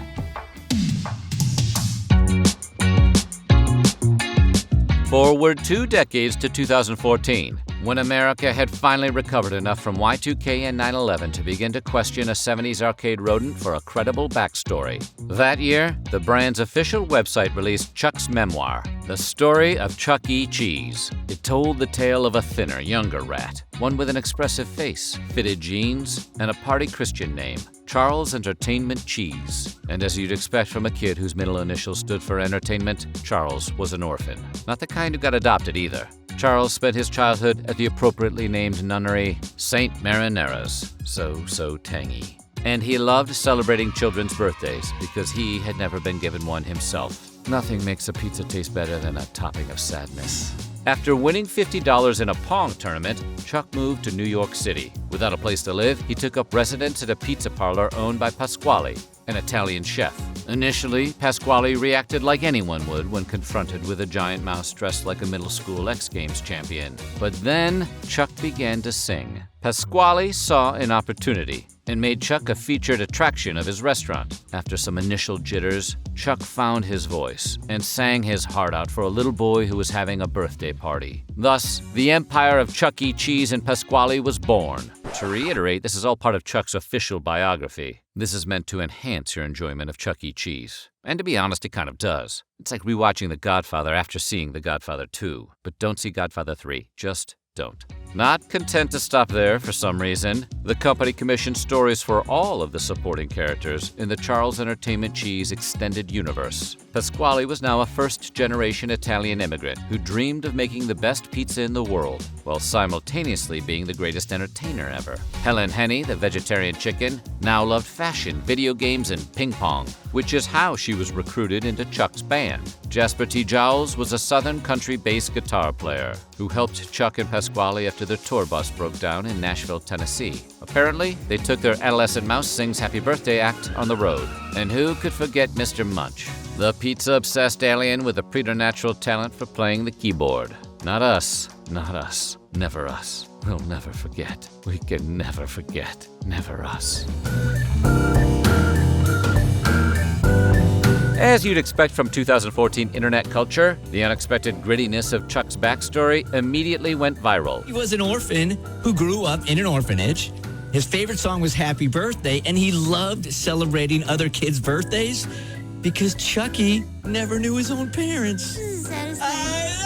Instead of leaning into the dank memes, the biography was removed from the Chuck E. Cheese website. Still, the evidence of Chuck E. Cheese's origins, both new and old, continued to survive on the internet, even if the company might not want to talk about it. Most recently, Chuck E. Cheese made headlines when the pandemic forced restaurants to shutter in early 2020. After people took notice of a new franchise of pizza and wing restaurants materializing on their food delivery apps, it was discovered that Chuck E. Cheese was selling pizza on Grubhub and DoorDash as Pasquale's Pizza. Chuck E. Cheese is delivering pizza during the coronavirus pandemic. Kind of. Turns out the chain is operating a restaurant under a different name. Pasquale's has a thicker crust and more sauce. In other words, America's favorite mechanical singing mouse was operating his restaurant under the assumed name of his benefactor. Chuck E. Cheese might have been ahead of its time once again. Shortly after Pasquale's got outed, the ghost kitchen industry got a huge investment from Travis Kalanick, the guy who founded Uber. Presumably, a Super Pumped-style biopic series about the founding of Chuck E. Cheese is not far behind. And we already know who we're casting as Charles: Timothy Entertainment Chalamet. As the saying goes, pizza is like sex. Even when it's bad, it's still pretty good. What's not to love about a chewy crust, zesty sauce, gooey cheese, and a mind-boggling array of potential toppings? The beauty of pizza is that it can be made in an infinite number of ways. Today on Weird History Food, we're looking at most every style of pizza made in the United States. Okay, time to deliver all kinds of delicious pizza pies in 20 minutes or less, guaranteed. New York and pizza go together like the birds and the bees, and bagels and cream cheese. Not surprising then that the Big Apple has its own brand of pie. Tracing back to the recipes that immigrants from Naples brought with them across the Atlantic, New York-style pizza has evolved into its own thing. It's cheesier than its Neapolitan ancestor, and a bit bigger. The wide triangular slices, which any true New Yorker would fold lengthwise to eat, are cut from a thin crust pie about 18 inches in diameter, the perfect size for a pizza wrap. Overshadowed by its thin crust cousin, Grandma Style is New York's best-kept pizza secret. Named for all the nonnas who express their amore in the kitchen, Grandma Pie has roots in the old country. Like Sicilian pizza, Grandma Pies boast a thick crust and are baked in rectangles. But unlike its Sicilian ancestor, the Grandma Style dough is proofed for a shorter time, producing a heartier base. Toppings are often simple, just cheese, fresh tomato sauce, maybe some herbs, and that's it. No pineapple on this pie. Despite its roots in Sicily, Nona's invention is relatively recent. Long Island pizza makers began producing grandma pies in the 1960s or 70s, although the pizza only started appearing on menus within the last 2 decades. Say Chicago-style pizza, and many people imagine deep dish. But most residents of the Windy City will correct the record. What's the difference? Come on, spit it out. Deep dish is for tourists. Real Chicagoans eat tavern-style pizza, a thin and crispy crust pie cut into squares. The small, uniform slices make for a very social pie. They're easily held by hand, ideal for parties and events, and for eating at the bar while watching the Bears have another losing season. That's the Chicago way. Most people associate Buffalo, New York with its namesake hot wings, but the city has another culinary curiosity, Buffalo-style pizza. As Arthur Bovino described it in the Daily Beast, the dough has the lightness of focaccia. There's always lots of cheese, and while the sauce does happen to be slightly sweet, that ends up being a nice contrast to the spicy oil pooled in the copious charred, meaty pepperoni. That sounds delectable and messy. Delectable messiness. Buffalo pizza also lacks the typical crusty rim. The sauce, cheese, and pepperoni extend to the edge of the pie, so bring extra napkins. New York City may be the self-proclaimed capital of pizza in the U.S., but its neighbor up the eastern seaboard has its own loyal base of pie hounds. In New Haven, Connecticut, locals and Yale University students alike line up for the celebrated Beats, a New Haven original. As pizza historian Liz Barrett described it, one of the hallmarks of a Beats is its birth in a coal oven. But that's not the only thing that defines a New Haven-style pizza. Some of the characteristics that many New Haven-style pies seem to have in common are what locals call a flat, not thin, and tender crust, which is a result of the proofing process, and the use of all-purpose flour, sauce that is never pre-cooked, the use of Pecorino Romano cheese instead of mozzarella, and the use of breadcrumbs beneath the dough during baking instead of cornmeal. The white clam pie originated at Frank Pepe Pizzeria Napoletana sometime in the 1950s, but now you can find examples in nearly every pizzeria in New Haven. According to Barrett, this bivalve studded pie is a direct descendant of a New Haven-style pizza. In its purest form, the white clam pie is topped with fresh shucked clams, olive oil, grated Pecorino Romano cheese, oregano, and garlic. Some use fresh clams, some can. Each preparation has its set of enthusiasts, depending on the severity of your hangover. Pizza lovers in Detroit rev their engines for the distinctive Detroit-style pizza. A twist on the classic grandma pie, it's baked at a higher temperature than Nona's pizza, and is cut into rectangles, like the pizza we used to get at school. It also differs from other pizzas in its cheese. A true Detroit-style pizza uses Wisconsin brick cheese, not mozzarella. To trace the origins of Detroit-style pizza, look no further than Buddy's, which has operated as a restaurant since 1946. Although it started in Motor City, Detroit-style pizza has gained a national following. Restaurants serving it have sprung up in noted pizza towns like New York and Chicago. Pizza is a popular snack option at bars nationwide. Nothing mops up alcohol like a slab of dough and cheese. But not every pie consumed in a bar is technically bar-style pizza. Proper bar style starts with a thin, crispy crust with a touch of pliability and is generally personal size, around 10 to 12 inches. Although technically, any pizza is personal sized if you're not a coward. Instead of a generous, crusty rim, in this variation, the sauce and cheese extend nearly to the edge of the pie. So again, napkins are advised. Many regions claim to have created the bar pizza, but the style's true origins remain a mystery. Sometimes a name says it all. That's true of Washington, D.C.'s signature pizza, the so-called jumbo slice. It's not a misnomer. A jumbo slice can range in length from roughly a foot to about 16 inches. The slices are so big that they are traditionally served in oversized containers for those nights when you just need to eat as much pizza as you can legally buy. Come on, we've all been there. Pizza! You want to fight about pizza? Bring up deep dish. Standing and imposing 2 to 3 inches tall, deep dish is more reminiscent of a conventional dessert pie than almost any other pizza. Cheese, toppings, and tomato sauce are nestled within and atop a buttery crust. And it's all baked longer than a typical pizza, usually close to an hour.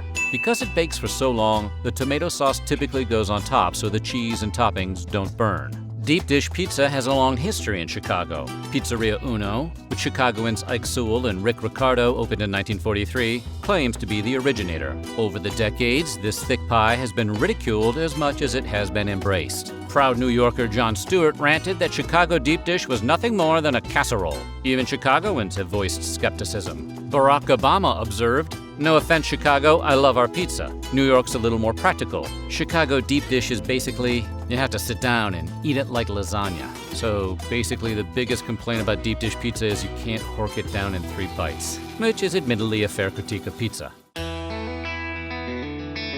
St. Louis is known for its famous arch and gooey butter cake. It also has its own pizza. Like tavern style and many bar style pies, St. Louis pizza consists of a thin crust cut into squares. But here's where it differs. Baked at high temperatures, its crust is cracker thin. Plus, it features Provel cheese, a processed cheese that's become a favorite in the city. It kind of sounds like a family-sized bagel bite, which is to say, delicious. These days, people put unconventional toppings on pizza when they want to show off their creativity or go viral. But there was a time not long ago when putting things like chèvre, arugula, fried chicken, or artichoke hearts were considered ghastly. That's until the 1980s, when California cuisine, known for highlighting farm-fresh local ingredients, was born in restaurants like Chez Panisse and Spago. Restaurateurs like Alice Waters and Wolfgang Puck put wood-fired pizzas on their menus featuring fresh, local ingredients. Puck especially raised eyebrows with toppings like smoked salmon and caviar, or Sonoma lamb with braised greens and rosemary. Because there is nothing different or unusual about California pizza's crust, shape, or cut, these days we just call it pizza, with fancy toppings.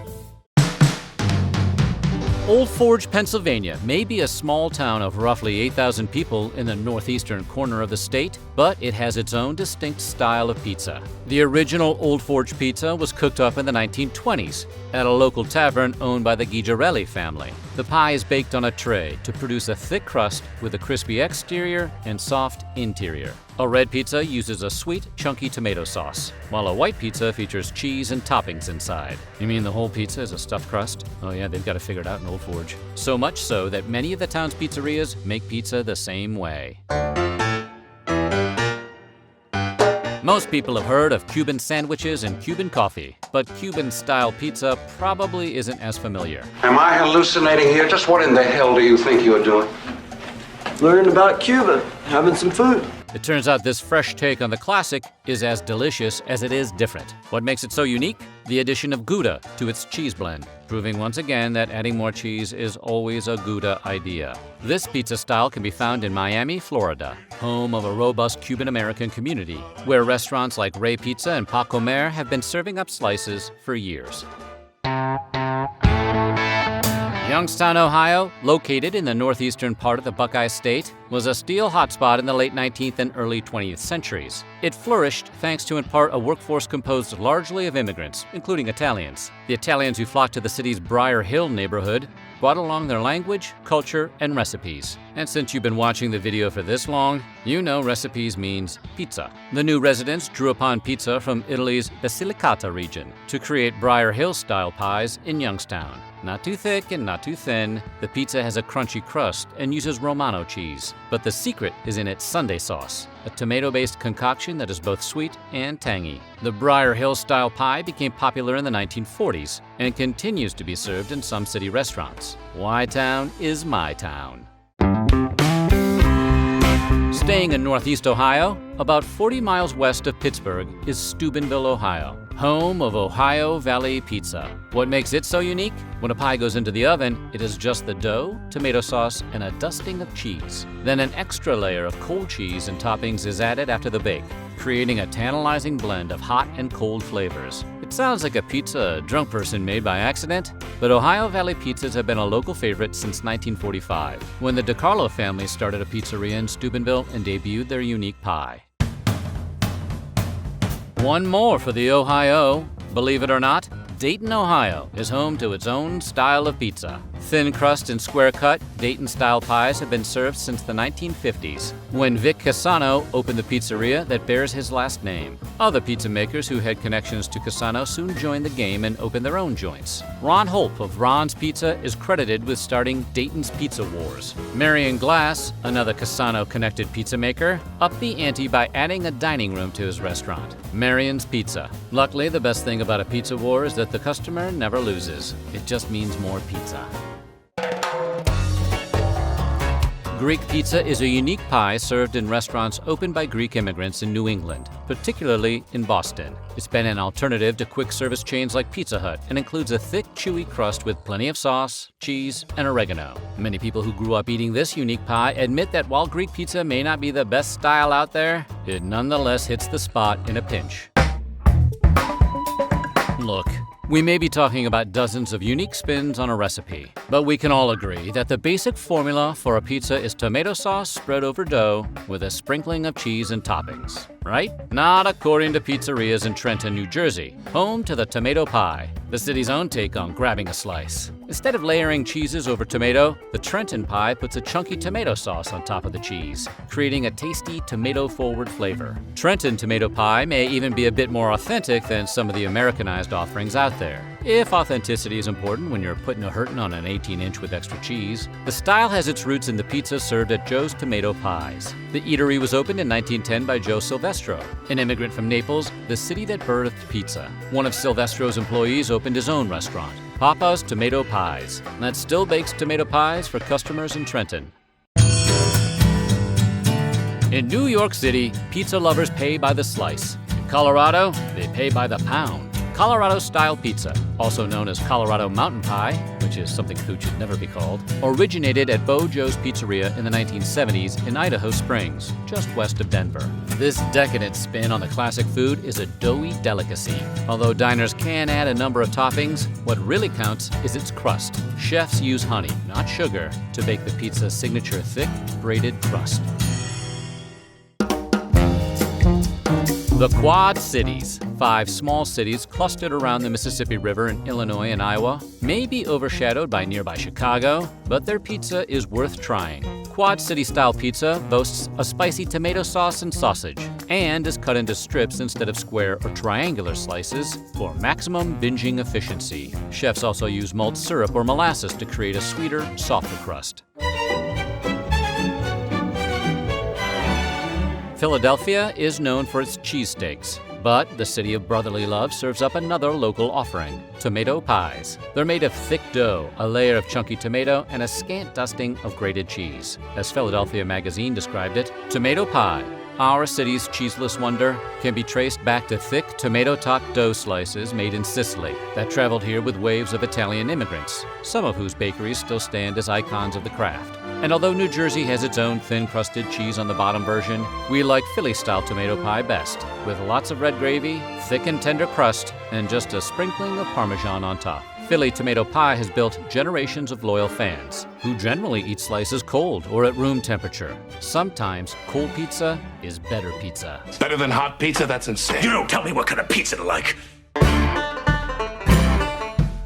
New England boasts many regional specialties, many of them seafood related, like lobster rolls and clam chowder, and whatever mythological ocean serpent gave the Patriots their powers. But there is another regional food associated with New England, beach pizza. It's a sheet tray pie topped with a sweet tomato sauce, a dusting of grated cheese, and a slice of provolone. You're most likely to find beach pizza in Massachusetts and New Hampshire. The location that's been slinging slices of beach pizza the longest is Tripoli Bakery, whose recipe dates back to 1944.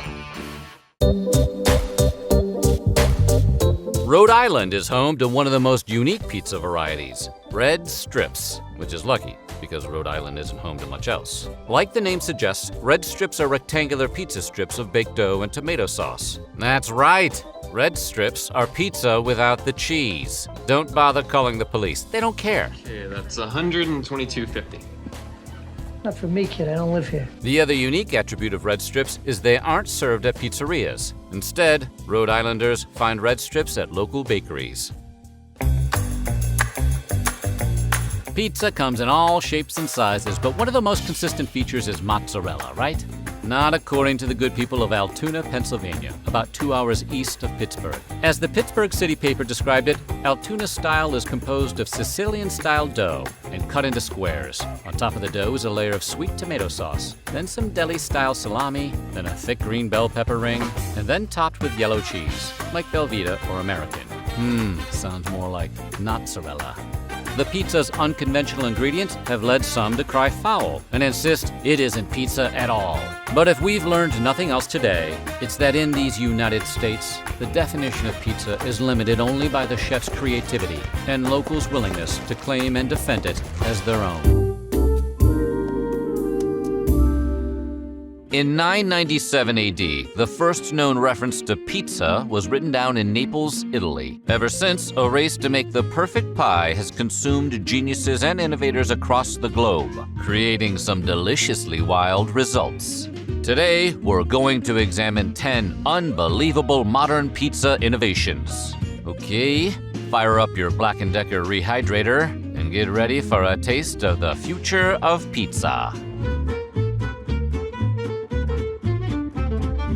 In 2018, a Silicon Valley startup received a $375 million investment to pursue what many thought may be the future of food. Zoom, not to be mistaken for the video conference platform that found a way for all of us to still fall asleep in meetings while working remotely, set out to create a fleet of food trucks that specialized in pizza delivery. What made these trucks worthy of a $1 billion company valuation? Robots. And not the kind that replaces the family pet. These robots would prep, cook, and deliver pizza, all from the back of a food truck. No need for weak, fleshy minimum wage workers here. These trucks could not be bargained with. They couldn't even be reasoned with. And they absolutely would not stop. Ever. Until the company ran out of money. By the summer of 2019, Zoom was losing around $10 million each day. It's since abandoned its food truck idea and has pivoted over to developing compostable packaging. As for the robots, they've been recommissioned to make this packaging, pressing, molding, and biding their time until the day they can return to their true purpose, making pizzas. In April of 2016, Vinny's Pizzeria of Brooklyn, New York, unveiled a bold new direction for pizza delivery. Forget the robots and compostable packaging. Their big idea? A pizza box that's made from pizza. Wait, pizza delivered inside another pizza? What's the turducken of pizzas? For just $50, you can order a small pepperoni pie, served up inside a larger, more rectangular pizza-based box. Sort of like matryoshka dolls, if they were deliciously cheesy. For over half a decade, the Pizza Box Pizza has delighted customers across the Williamsburg neighborhood. While Vinny's Pizzeria's big idea does not seem to have caught on nationwide, it's important to remember that another Vinny, the guy named Vincent van Gogh, wasn't appreciated in his time either. And so it may be with the Pizza Box Pizza. In 2013, mathematician Eugenia Cheng asked what millions before her wondered, but never had the tools and/or courage to answer. What makes the perfect pizza? She was commissioned by Pizza Express, a pizza chain in the UK, to determine why customers prefer the taste of their 14-inch pizzas to their 11-inch pizzas. Here's a guess. One of them is more pizza? Cheng got going to work, and her results were startling. Assuming that the total amount of dough and the total number of toppings would remain the same from pie to pie, she devised a formula to find differences in both topping distribution and dough-to-topping ratios. By dividing the volume of the toppings by the volume of the dough and then multiplying that number by the radius of the pizza, put to the power of 6 and divided by, well, you know what? You get the idea. What Cheng discovered was that the average bite from an 11-inch pie had 10% more toppings than a bite from a 14-inch pie. The toppings were more tightly clustered together, meaning pizza enthusiasts got fewer of their favorite bites. What's more, smaller pizzas tended to have larger crusts than their bigger counterparts, and nobody wants a higher crust-to-pizza ratio. So there's more crust and less fun with smaller pizzas, and Cheng had the numbers to prove it. Using her findings, Pizza Express changed their recipe to make the 11-inch pizza more competitive. Thus, Cheng added the touch of science to the pizza-making process that the field so desperately needed. Robots? Again? Well, this time, the robots are in the driver's seat. In April of 2021, Domino's unleashed a fleet of robot delivery cars in the Woodland Hills neighborhood of Houston. The cars, developed by Neuro, came equipped with touchscreen activated doors, which would presumably fly open when touched by the scores of pedestrians the robots inevitably ran down. After placing an order, customers would receive a unique code for their delivery. A delivery robot would pull up curbside, customers would type in their code on the delivery robot's touchscreen, and the doors would open, revealing the cheesy goodness within. But don't be fooled by the Neuro car's bubbly aesthetic. Domino's has other more formidable vehicles waiting in their garage. Meet the Domicopter. Unveiled in 2013, this flying drone awed the people of the UK during its 2 deliveries over British skies. Equipped with a Domino's heatwave bag, the Domicopter was capable of delivering an untold number of pizza payloads. Sadly, the Domicopter seems to have been a short-lived PR stunt. Here's a pizza innovation that seems worthy of its own Black Mirror episode. Enter Tobii, a Swedish company that creates eye-tracking technologies. In 2014, Tobii joined forces with Pizza Hut to develop the flavor of now. In what they dubbed the world's first subconscious menu, Tobii and Pizza Hut created a system that would show customers a series of ingredients and would determine what they wanted to eat based on where their eyes lingered. So your order could presumably be a large pie with pepperoni, sausage, and a guy doing cartwheels in a Spider-Man costume out front. If they didn't like the results, the customer had the opportunity to change their subconscious decision with a conscious one. So if the cheeseless pineapple and Alfredo pie that Tobii is trying to feed you doesn't sound too tasty, you have the chance to argue against it, for now. We've looked at pizza innovations by air and by land, but what about by sea? Well, put on your captain's hat, because we're sailing back in time to the year 2014. In the U.S. Virgin Islands. Sasha Bowie was a mechanical engineer turned sailboat captain. His wife Tara was an elementary school teacher turned scuba instructor. Together, they had a vision of opening their very own restaurant. They'd devoted 2 years of their lives to renovating an abandoned boat and installing a brick pizza oven in its kitchen.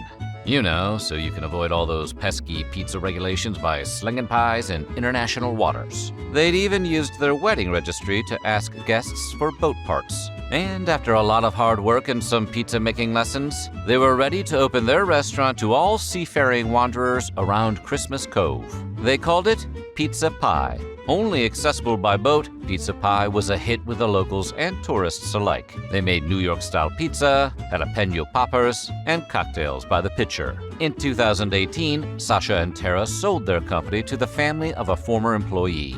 But worry not, though, seafaring pizza lovers. Pizza Pie lives on still, and customers love it as much as ever.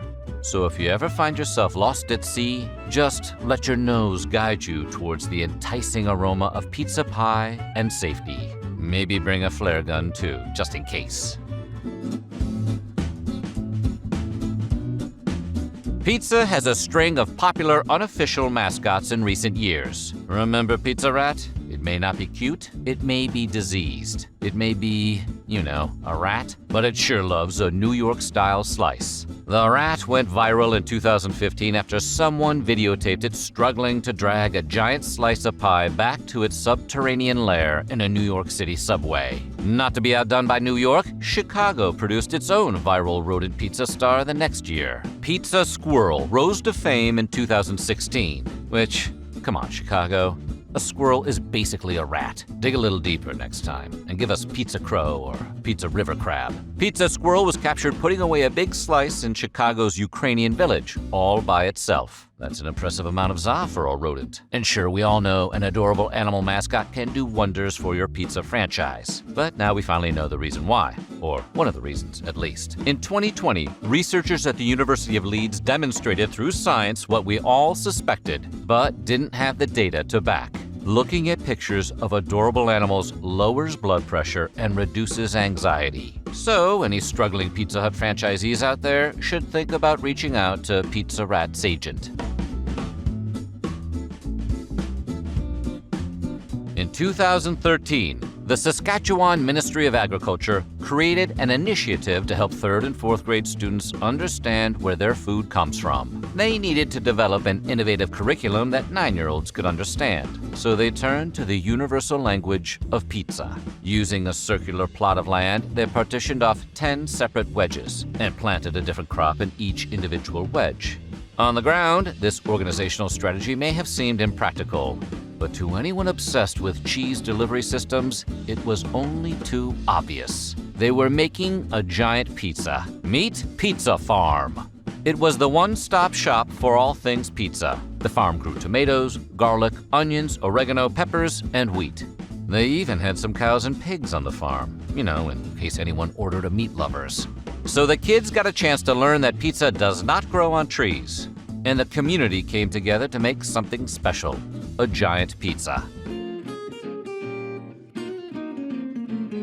Art. The word means different things to different people. To some artists, like Otto Gillen, it means pizza. Hey, us too. At least, Gillen sure believed pizza was an art when he created his Untitled Vanitas, a still-life photo of an irresistibly cheesy pepperoni pie that echoes the Dutch Baroque style. Only rivaled in its artistry by perhaps the ceiling of the Sistine Chapel, Untitled Vanitas demonstrates life's ephemerality by use of chromogenic printing, UV glass, mahogany, and screws. Don't get those toppings on a pizza. It was just one of over 25 pieces contributed to the 2013 Pizza Time exhibition in New York City. According to curator Vera Nakov, pizza is a metaphor for community, and Pizza Time was meant to reflect this. Other works featured during the exhibition included John Ripenhoff's Physical Pizza Networking Theory, a 97-centimeter pizza that was topped off by many smaller pizzas, and Michel Devereaux's Caveman on Pizza, a colored pencil and airbrush work featuring a prehistoric man riding a giant slice of za. Maybe you can get that on a t-shirt. In what may be Earth's most recent pizza innovation, Pizza Hut broke the record for the world's largest pizza in January of 2023 by using 13,653 pounds of dough, 8,800 pounds of cheese, 4,948 pounds of marinara sauce, and over 500,000 pepperoni slices. They created a pie that covered nearly 14,000 square feet. Oh boy. How many book it certificates would it take to get that thing? In order to accomplish this, they had to cook the pizza in sections. Otherwise, they'd have to buy a flamethrower for every Pizza Hut employee in the state. The hulking hunk of doughy decadence produced 68,000 slices, which was more than enough to feed a giant pizza party held in honor of the massive achievement. For now, at least, no one out-pizzas the Hut.